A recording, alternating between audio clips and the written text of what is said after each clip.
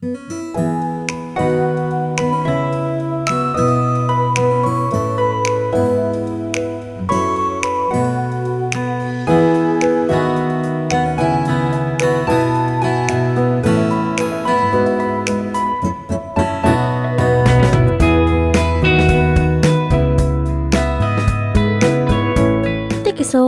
Podcast. Hello, everybody. Welcome back to the Thickosaurus Podcast. I will be your host today, Melissa, and we have the lovely Molly, Michelle, Anna, and this is episode 95? Yes. 95. Yes, Your Honor. And so I can't believe we're at 95, y'all. Can't believe this is our third year into Whoop, it. whoop. That's 95. so wow. I didn't think we'd get this far, but wow. But today, of course, is my episode, and this is just more of like personal stuff that's kind of been happening to me the past couple months, and I just thought, let's talk about it, because again, that's what we're here. We talk We about. share experiences. Yapping time. Experiences. And again, I hope I'm not the only one that, goes through this, and so as you guys know, I think like back in like season 1, we talked about me turning 30 and like not hitting certain milestones where I wanted to be. Mm-hmm. And so now that I'm 32, the last couple of months, I've kind of hit like a,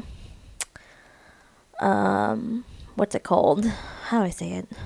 A rough patch. Yes. With like my career, with, life, with everything. It all kind of just like hit all at the same time. And I'm just kind of like, what the hell?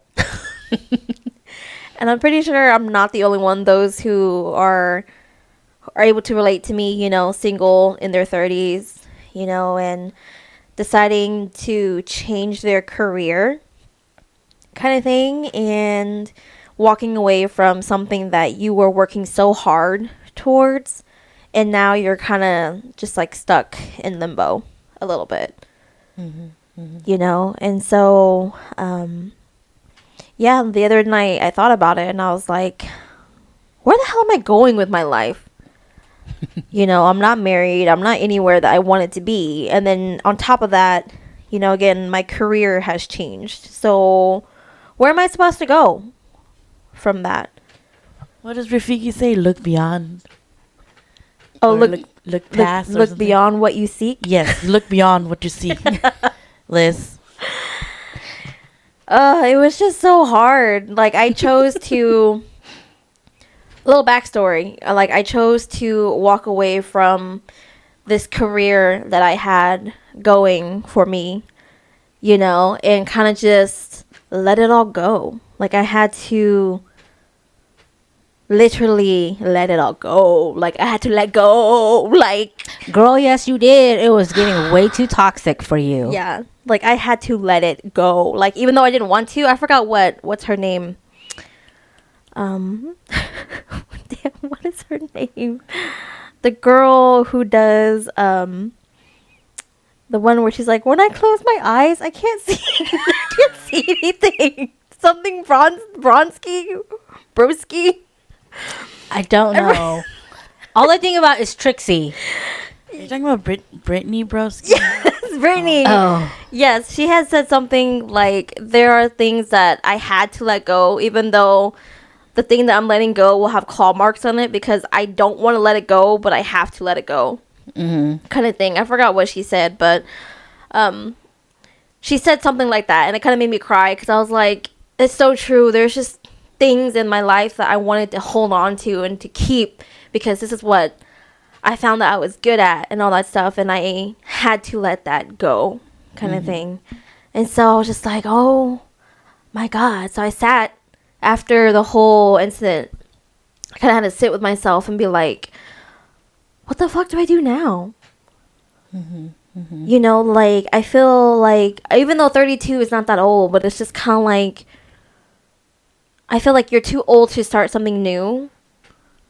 But also, like, a lot of people are still saying, oh, you're still young, you still have, you know, the rest of your life. But when you think about it, people live to, like, what, like 70 something, Mm-hmm. to be honest, you know? And so, like, half your life is, like, gone, Yeah. you know?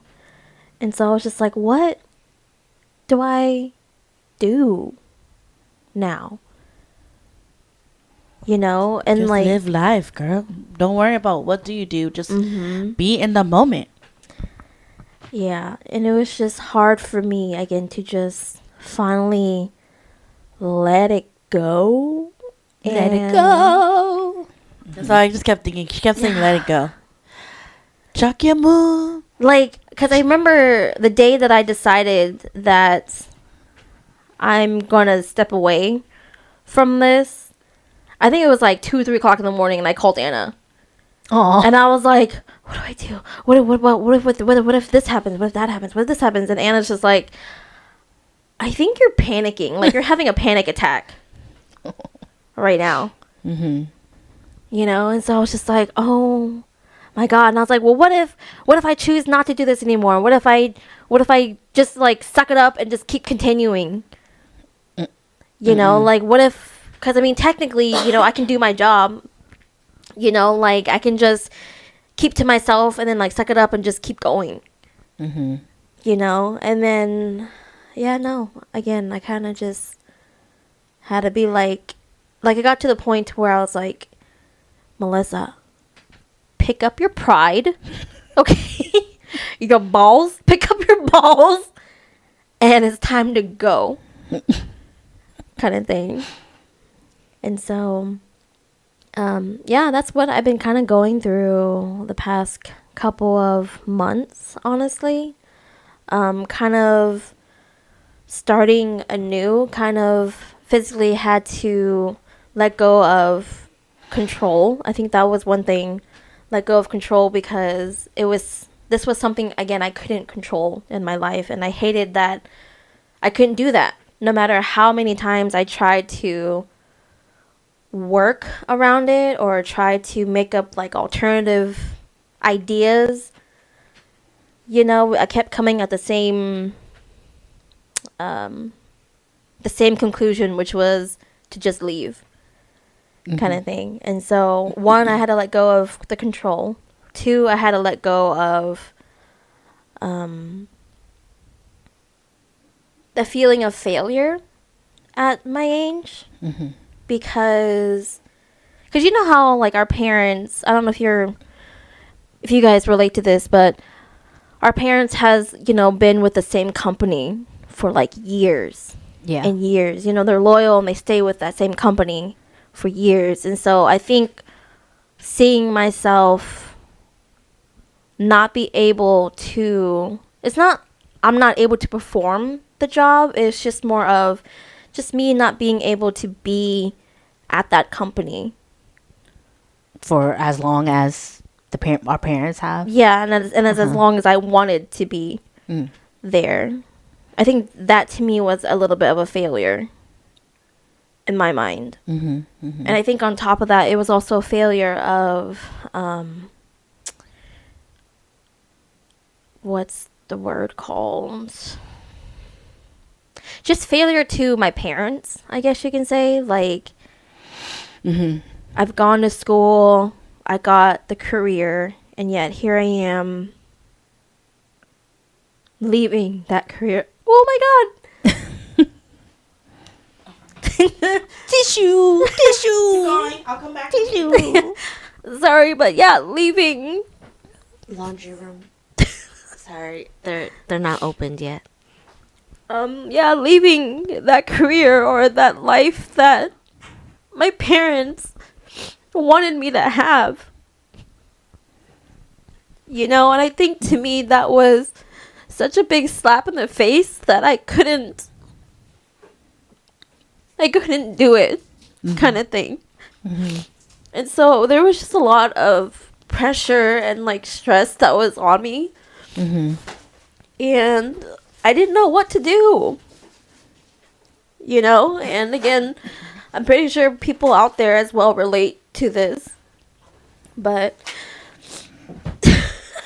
sorry. Anna's being stupid. And so, yeah, I think majority of it was the fear of failure in my parents' eyes. Disappointment, Yeah. pretty much. Yeah. And then I think just disappointed in myself as well. Like, I didn't give myself, at the time, I didn't give myself enough grace. And I didn't tell myself, like, oh, Melissa, you did such a great job.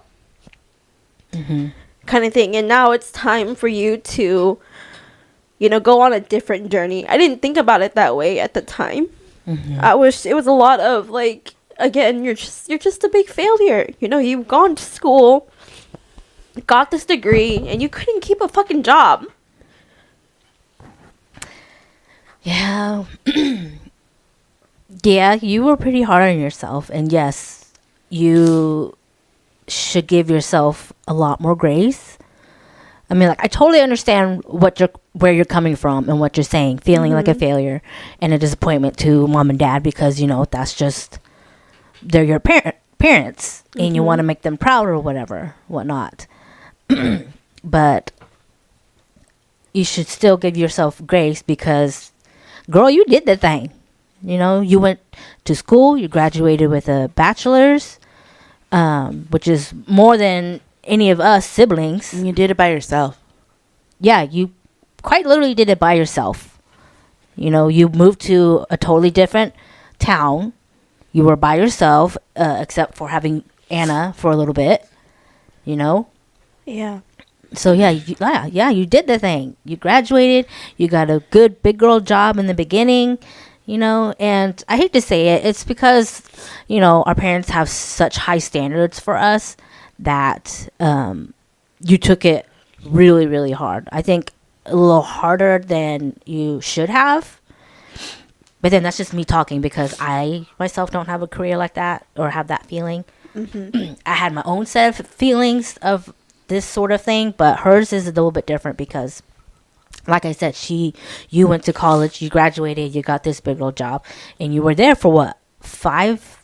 About almost 7 years. Yeah, 7 years. Yeah. Albeit different departments, but still, you were still under the same company. Yeah. You know, and so I understand why you struggled so hard of letting go, because you were thinking this was it. This is what. This is my trophy. I don't want to let go of my trophy. Is that because I'm trying to think, because I feel like everybody's upbringing of success is different, and so since you're punishing yourself, how you defined success, was that only basically keeping a job at the same company for a long time, staying there? Is that how you measured it? I think my success was at the time, okay, so I've always told this to my dad, because my dad's always like, you know, you need to go get married. And I'm always like, you know what, no, I don't even have to get married because I have my career. I have a good job. You know, I have this. I don't need somebody to take care of me like the way that you're wanting them to take care of me. And then now that, like, that pillar fell, now I'm kind of like, oh shit.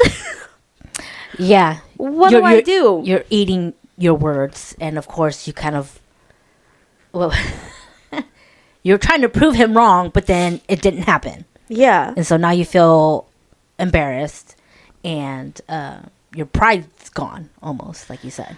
No, you shouldn't feel embarrassed. I feel like for like the parents, they don't really understand until you tell them, just like how our parents struggled when they were younger, that a really good comeback to it, if it ever was brought up in your situation, is to say, like, at least I'm still communicating with you guys. At least I'm still here. If I don't have a job and that was something that was out of my control, then that's it. That's really just all it is. You know, it could be worse. And I think that the Hmong parents at least with the traditional mindset, if you're not constantly doing something, then you are a failure. But that's the thing that is unfortunately increasing suicide rates in our community. Mm-hmm. You know, it's hard for us to tell our parents that we're happy and that's all that matters. And I still have a warm place to sleep at night and a roof over my head. And I still communicate with you. Yeah. I feel like we do see it as the end of the world because with our upbringing, that's just how our parents made it seem. Like if you don't have a job, like right then and there, it's like you can't recover from that, or like that's it, that's the end. If you ever lose your job, that's the end, type of thing. I think that yes, there's some truth to how you think that your dad is going to react that way, but you should give him more grace. Yeah. He's not as stupid or he's not as mean as you think he is. I've seen that he's softened up a lot. Yeah. And sometimes can't help it if it's all built up in our head, you know? But like at one point, oh sorry, I just saw your nose is ready. I know. Don't bring it up. Sorry. Sometimes you don't know until you bring it up, and you can't control how they're going to react, and you can only control how you will. You know? And because I thought about that while you were struggling and you were teetering and tottering between that line. And then I thought to myself, you know, y'all's parents are not as mean as you guys think they are. They are very loving and understanding.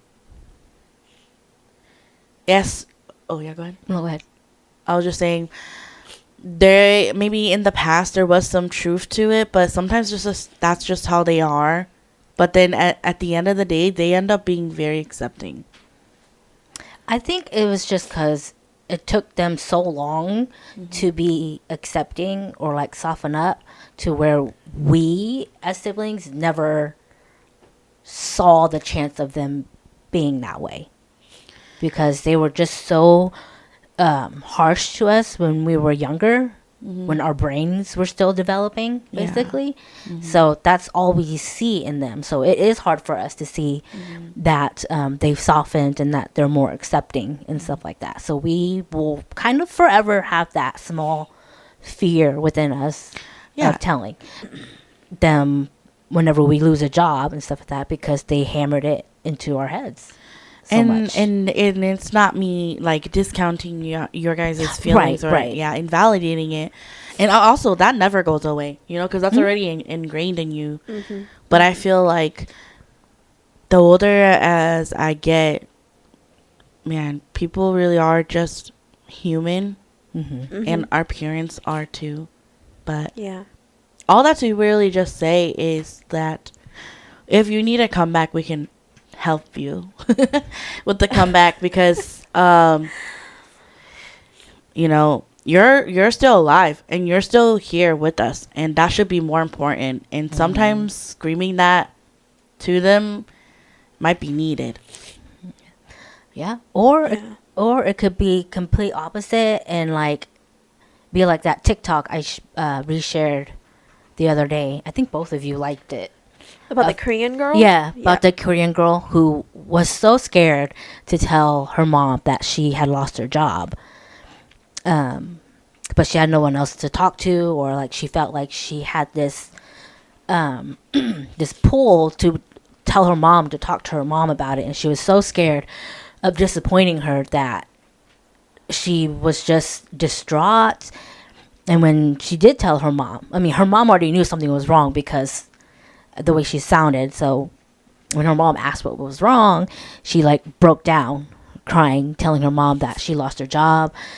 And instead of receiving backlash like she was expecting, her mom was actually really soft and understanding about it. Mm-hmm. And it was really, really sweet. It was kind of like having your mom talk to you as if you were like little again. They Like a little girl. instead of you reparenting yourself, your parents are reparenting you. Yeah, in a way, you know. So it's, yeah, she talked to her very softly, kind of like, hey, it's okay, things like this happen, you know. It's like, you're still alive, you're still here. You'll find something else better, you know, when one door closes another one opens, type of thing. And I just thought it was really, really sweet that she got a soft answering towards it instead of like backlash, because a lot of us do suffer with that anxiety of being such a big disappointment to our parents. So seeing that was really nice, and I was saying like maybe that's would happen if you were to talk to mom and dad about it. So I mean, if you wanted to talk to them about it, Yeah, no pressure. No pressure. I mean, you could easily just keep it to yourself and then just tell them, hey, guess what? I got a new job. Da, da, da, da, you know. So it's just Yeah. whatever you're comfortable with. I just wouldn't want you to feel like you have to keep that inside of you all the time, because that will eat you up, and it's not going to do any good. Right. So my plan was to tell my parents when I get another job, kind of thing. So that way they wouldn't make such a big deal about it. Mm-hmm. And so, like the video that Michelle was talking about, like people like us, our parents wasn't our safe place, Yeah. Mm-hmm. you know. And so little Melissa was just scared. Oh my God! Sorry. Don't apologize. Just, if you need to take a moment, take a moment. It's okay.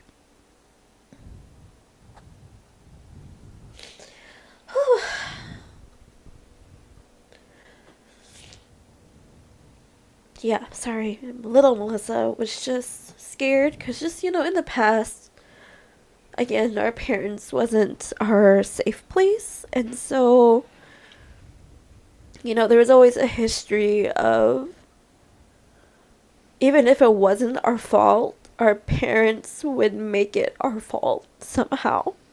Mm-hmm. And so it was just, again, it was just a constant, like, it's your fault, you know, like, you're a failure kind of thing. And so for like the first month, that's how I felt the entire time, you know. And so I kept, you know, applying to places and things like that. And then I kept telling myself, like, oh, Melissa, no, you'll be fine, because hold on, sorry. I kept telling myself, like, Melissa, you'll be fine. You have, you know, all these good attributes about yourself. Look at your resume. You've done so many things on your resume, you know, so it shouldn't be too hard for you. And turns out that, you know, I get rejected by so many people, and that just brings, you know, myself down even more. Because now I'm like, damn, Melissa, you really fucking are a failure, because you can't even get a simple job. You know, and again, I know it's not my fault either. I know, like, this freaking world, this economy is not the greatest right now. Use my slipper. You know, and so, I tried not to take it as hard. And then again, me and Anna talked one day. I forgot what day it was. Sometime in, like, I think beginning of March. I forgot what we talked about, but it was just, I think you said something to me, and I just started crying because it was just so hard. I felt so pathetic, you know? And so, I forgot what we talked about. Do you remember what we talked about? I think it was about you applying to like other jobs and then you felt like, man, maybe there is something wrong with you. And then I told you that I think I said something along the lines that, you know, you only feel that way right now because you're still in that mindset of, you know, that toxic environment you're in, you know, and you Yeah. forgot that you were that bitch. Yeah. And then you are that bitch still, you know. I think it was something like that, but I don't remember specifically. Yeah. I just know that you started crying, and I was like, oh shit. But I was like, knowing this bitch, knowing this hoe, she probably needs it. She didn't cry at all. Yeah, because it just didn't make sense to me. Like, some of these, like, office assistant jobs, like, they'll call me back and they'll be like, you're too qualified for it. And I'm like, what the fuck does that even mean?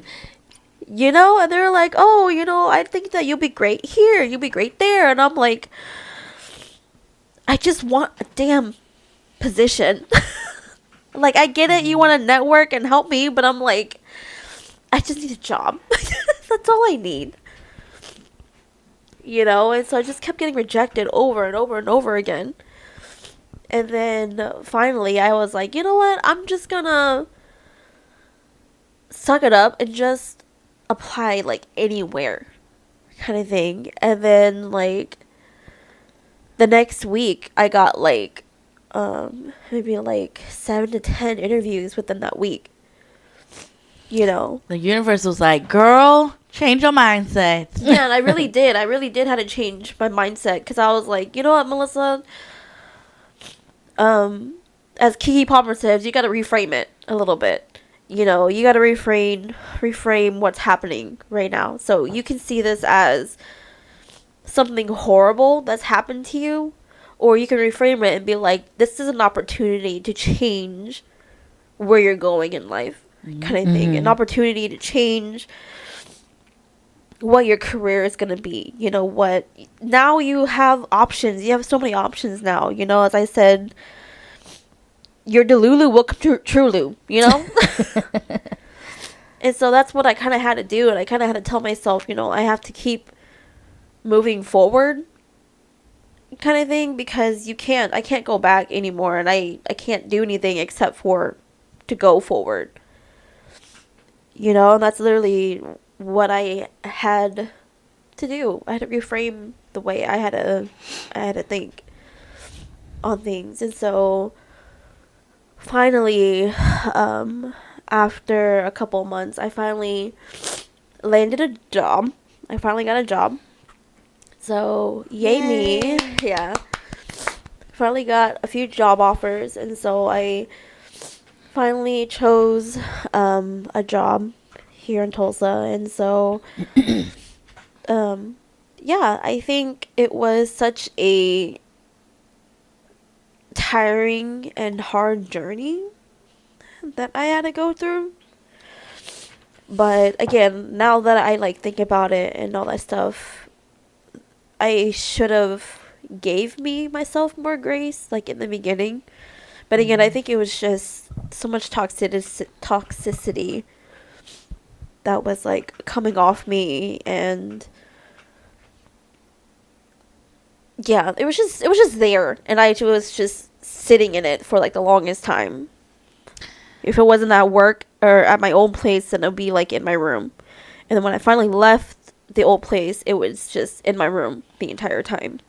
Sitting in toxicity and trauma. And just sitting Yeah. in that, that poisonous, sitting in that poisonous air. Yeah, I think you probably shouldn't, like, reframe it and say, like, I should have and done this or that back then. But I think you should know, like, you did all that you could with what you knew. Yeah. Like, even though you're saying it now and you know that you're not being hard on yourself, but your brain can't tell the difference.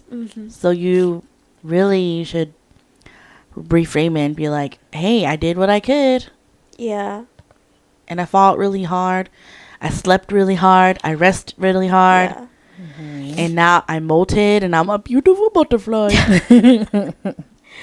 Yeah, I kept telling myself, I was like, Melissa, you wrote in your journal, like, back in, like, January that you're gonna let good things come in and flow out of you, you know? But yet, here you are, jamming shit in, trying to make shit work. When in reality, you really need to just let it flow, kind of thing. And so it was just a constant battle between myself and all that stuff. And so, yeah. It was a journey that I had to kind of go through. And so, I don't know, it's not really over yet. I mean, like, I got a job, you know, and I actually start tomorrow. Woo-hoo. So, I'm really, really excited about that. And so, yeah, it's just not over yet. It's more of now my mindset has changed, and it's more of every time I went to a interview, they always ask, you know, where do you see yourself in 5 years? I hate that question. Yeah, I know, I hate that question. And so finally, I just looked at them and I was like, honestly, I'm not looking to climb up the ladder. And they kind of like were confused when I said that, and I was like, I'm not looking to climb up the ladder, man. I've gone through so much mentally that I just want to be happy mentally. Happily employed. Yeah. Mm-hmm. You know, it's like that's where I'm wanting to be in 5 years. You know? Mm-hmm. And that's probably why they didn't hire me, but I It's don't okay, because care. maybe that was a sign that they won't. Yeah. It won't be a good environment for you if they're not willing to see that. Yeah, exactly. And so that's why, like, these ladies who hired me now, like, during our interview, as I was telling Michelle and Chow yesterday, like, she was asking some questions that were very, what's the word called? Philosophical questions, I guess. I don't know. But, like, I told Michelle and them, I was like, I kind of just was very honest with this lady. Yeah. You know, with my answers and stuff like that. And so I think she liked the honesty. And so I think that's why, like, I kind of have why I got the job. It's because she's also that type of person too, kind of thing. And so I was like, you know what? I think maybe this is where I'm supposed to be right now with a team that, as what the kids say, vibes well with one another, kind of thing. And honestly, that's what I manifested last year, at the end of last year, to find a new job, a new team who we vibe well. Yeah, and values me the same way that I value them. That's good. Kind of thing. Yeah. You just had to stop yourself from blocking your blessings. Yeah. Yeah. You had to stop and let go of the bad stuff. That way, the good stuff. You were can flow clogging in. your success. You had to get that nasty. Yeah. Clog out yourself. You were like, no, holding back. Yeah. For real. Yeah. And then I had another job opportunity to go back into HR, and it didn't go the way I was wanting it to go. And, like, just the nastiness that and the attitude that I had towards that person, I had to sit there and be like, whoa, Melissa, this is that nastiness that came from your previous job. The old place. Yeah, you're bleeding this onto this person. Kind of thing. And I'm like, I had to sit down and, like, feel my feelings and talk through my feelings. And I was like, I think this is a sign for you to not go back into HR right now, because this attitude and this person that you're becoming is not good, kind of thing. And so I think that's why the universe said no to that position, kind of thing. And so, yeah, it was all about reframing on certain things that I had to go through. So that's one thing that I'm kind of taking with me, is just reframing situations and people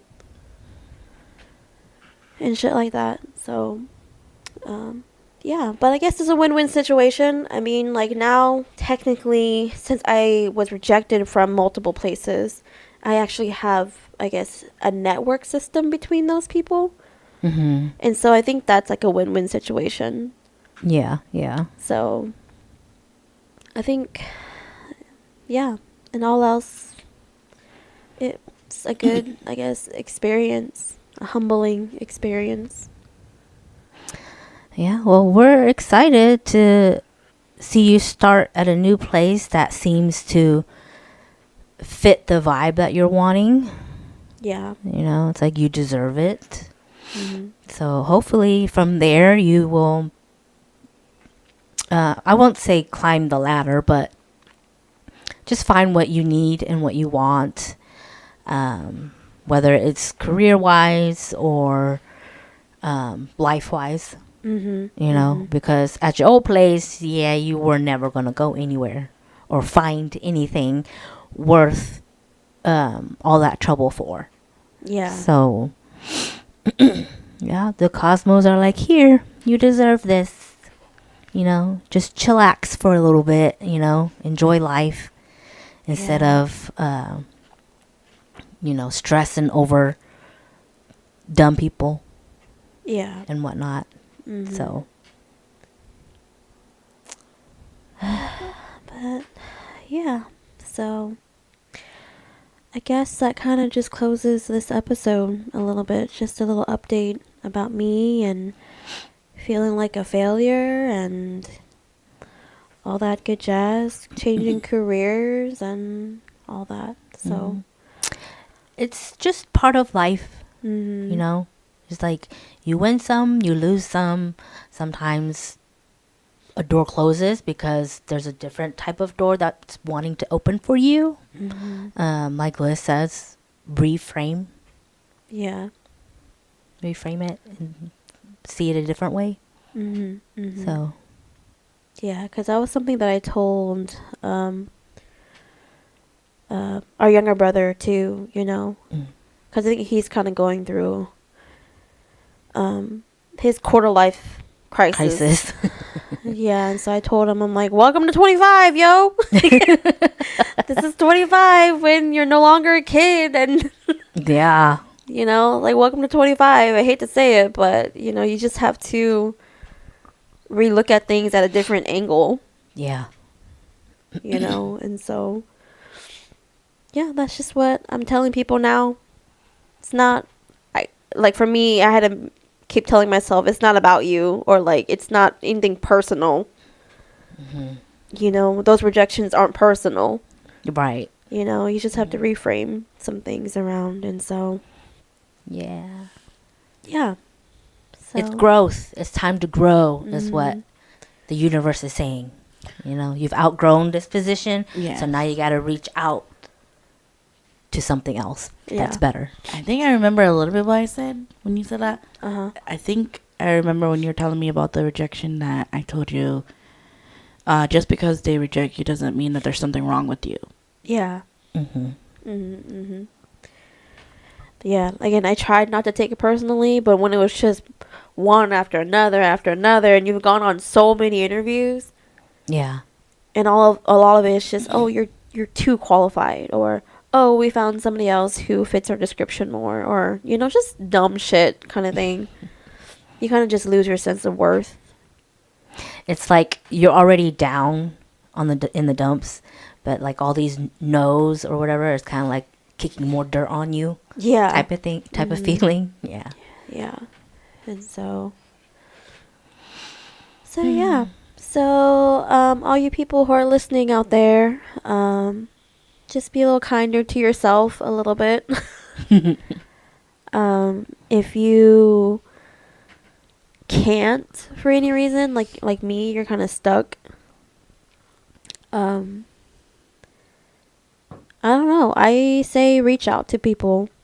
You know, don't go through it alone, cuz it's hard when you are your own bully to yourself. You know, it's hard, and so Mm-hmm. Mm-hmm. yeah, talk to people about it. It'll help a lot. So but as my friend always says, just keep moving forward. That's all you can do, honestly, in life. And so just keep moving forward. Um, but yeah, thank you all for listening. This is episode 95, and we'll see you guys in the next one. Bye. Bye.